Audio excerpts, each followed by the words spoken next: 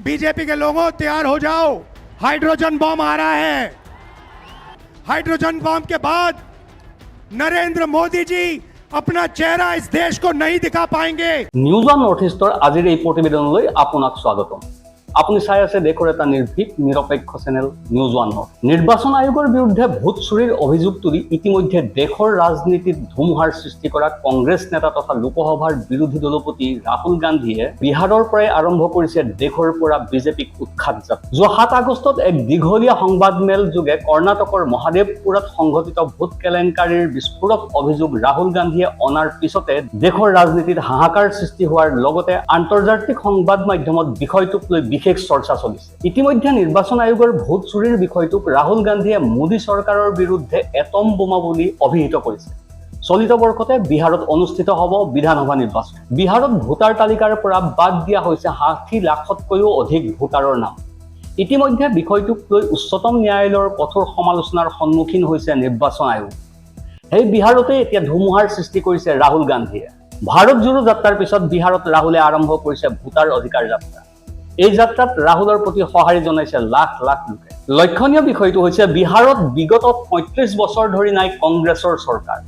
ৰাহুলৰ প্ৰতি জনতাৰ এই ব্যাপক সঁহাৰিয়ে এইবাৰ বিহাৰত পুনৰ কংগ্ৰেছৰ ভাগ্য দুৱাৰ মুকলি কৰিব বুলি বিভিন্ন মহলে ধাৰণা কৰিছে। ইতিমধ্যে বিহাৰত ৰাহুলে বিভিন্ন পেছাত জড়িত লোকসকলৰ সৈতে মত বিনিময় কৰিছে।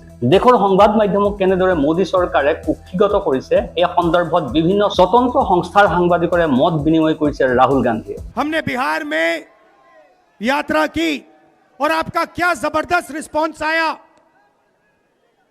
बिहार का युवा सारे के सारे युवा खड़े हो गए। छोटे छोटे बच्चे जीप के पास आते थे, कहते थे वोट चोर, वोट चोर, वोट चोर। नारा फैल गया है और बीच में बीजेपी के लोग काले झंडे दिखा रहे हैं, है ना। अब मैं बीजेपी से कहना चाहता हूं, अच्छी तरह सुन लीजिए। बीजेपी के लोग अच्छी तरह सुन लीजिए। भैया, एटम बम का नाम सुना आपने? सुना है एटम बम का नाम? उससे बड़ा क्या होता है? उससे बड़ा क्या होता है? एटम बम से बड़ा हाइड्रोजन बम होता है। होता है नहीं होता है? माधवपुरा में हमने एटम बम दिखाया था। बीजेपी के लोगों तैयार हो जाओ, हाइड्रोजन बम आ रहा है। हाइड्रोजन बम आ रहा है, तैयार हो जाइए। आपकी जो सच्चाई है, वोट चोरी की सच्चाई है, वो पूरे देश को पता लगने जा रही है। राइट? बिहार की जनता, बिहार के युवा, बिहार के महिलाओं से मैं धन्यवाद करना चाहता हूं। ये क्रांतिकारी प्रदेश है। इसने पूरे देश को मैसेज दिया कि वोट चोरी नहीं होने देंगे। और ये जो आपने बिहार में किया है, हमारी जो मदद की, ये पूरे देश में फैल गई है, कोने कोने में फैल गई है। आने वाले समय में मैं आपको गारंटी करके दे रहा हूं, हाइड्रोजन बम के बाद नरेंद्र मोदी जी अपना चेहरा इस देश को नहीं दिखा पाएंगे। সামাজিক ন্যায়ৰ প্ৰতি মোদী চৰকাৰে কেনেদৰে ভাবুকি কঢ়িয়াই আনিছে সেই কথা এই মত বিনিময় পৰ্বত স্পষ্ট হৈ পৰিছে।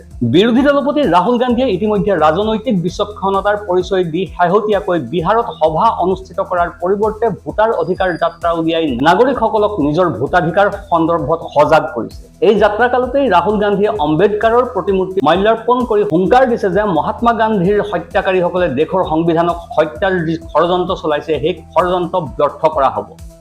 ইফালে ভোট চুৰিৰ জৰিয়তে দেশবাসীৰ সমস্ত অধিকাৰ চুৰি কৰা হৈছে বুলি মোদী চৰকাৰৰ বিৰুদ্ধে বিস্ফোৰক অভিযোগ আনিছে ৰাহুলে। ভোট চুৰিৰ ঘটনাক লৈ এটম বোমাৰ পিছত মোদী চৰকাৰৰ বিৰুদ্ধে হাইড্ৰোজেন বোমা আহি আছে বুলিও ঘোষণা কৰিছে ৰাহুলে। এই ঘটনা সন্দৰ্ভত কংগ্ৰেছ নেত্ৰী সুপ্ৰিয়া শ্ৰীনাথে ইংগিত দিছে যে ৰাহুল গান্ধীয়ে এইবাৰ হাৰিয়ানাৰ নিৰ্বাচনত হোৱা ভোট চুৰিৰ ঘটনা পোহৰলৈ আনিব পাৰে। স্বাভাৱিকতেই মোদী চৰকাৰৰ বাবে আতংকৰ কাৰণ হৈ পৰিছে ৰাহুল গান্ধী। এসময়ত প্ৰধানমন্ত্ৰী মোদীকে ধৰি বিজেপি নেতাসকলে ৰাহুলক চাহাবজাদা বুলি উপলুঙা কৰিছিল। সেই চাহাবজাদাই আজি ৰাজপথত জনতাক সংগঠিত কৰি মোদী চৰকাৰৰ নিৰ্ধাৰণ কৰিছে। Bureau report, news one north east.